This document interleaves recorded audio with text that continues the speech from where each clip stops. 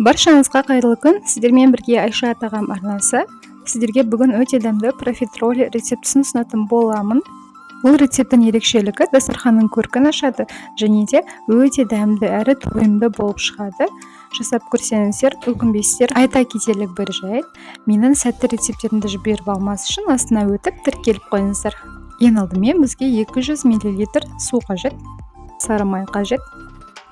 Суға сары майды салып, газға орташа отқа қоямыз.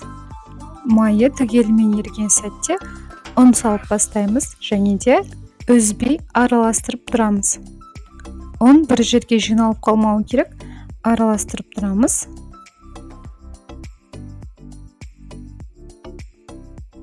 Қараңыздар, осындай массаға айналуы қажет.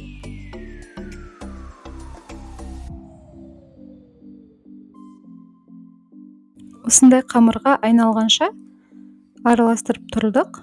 Енді оны оттан түсіріп,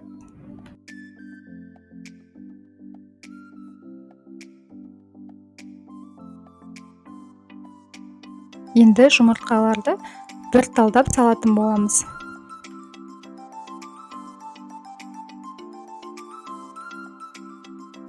Тағы бір жұмыртқа қосып араластырамыз.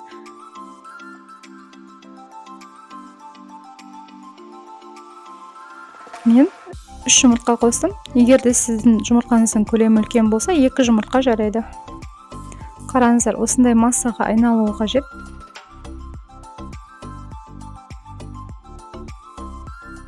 Енді осы массамызды арнайы мешокқа салып, арнайы насадкасы арқылы әдемілеп осылай бір формаға келтіретін боламыз. Араларын алшақ қылған жөн, себебі піскен кезде олар үлкен болады, бір-біріне жабысып қалуы мүмкін.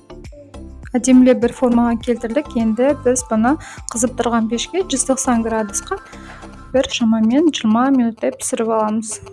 Қамырымыз жақсы көтеріліп жатыр, пісті. Ал енді біз осының барлығын ортасынан жартылай ғана осылай пышақпен кесіп аламыз. Ыңғайына келетін жерінен ғана кесеміз. Ал енді начинкасын дайындайтын боламын. Мен алдын ала 150 грамм күрішімді пісіріп алған болатынмын.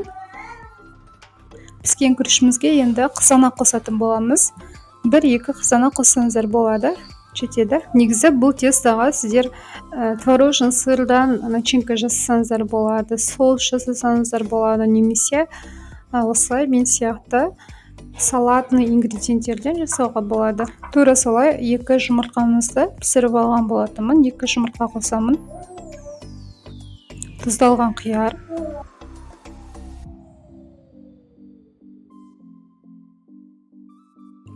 укроп, петрушка өз қалауыңызша қосаңыздар болады, және де тұз қосамыз. Мен майонез қосатын боламын. Егер де үйлеріңізде қаймақ болса, қаймақ қосса да өте дәмді шығады. Барлығын жақсылап араластырып, начинкамызды дайындаймыз. Начинкамыз дайын. Енді әрқайсысын қамырдың ортасын ашып, қамырымызға салатын боламыз.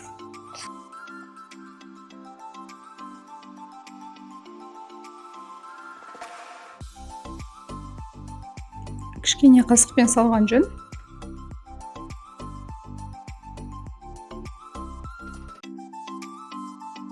Профитроліміз дайын, өте дәмді шықты. Сіздерге де жасауға кеңес беремін. Дастархан басына бірден қоя берсеңіздер болады. Дастархандарыңыздың көркін ашып тұрады, өте дәмді шығады.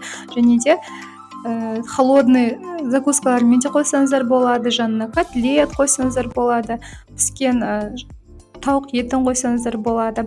Немесе салат ретінде жеке әдемілеп, әрлеп басқа әдемі тарелкаға қойсаңыздар болады. Өте дәмді шығады, таңғы асқа да өте керемет тағам. Сол себепті жасап көріңіздер. Ал сіздермен бірге болған Айша тағам арнасы. Алдағы уақытта сәтті дәмді рецепттермен бөлісетін боламын.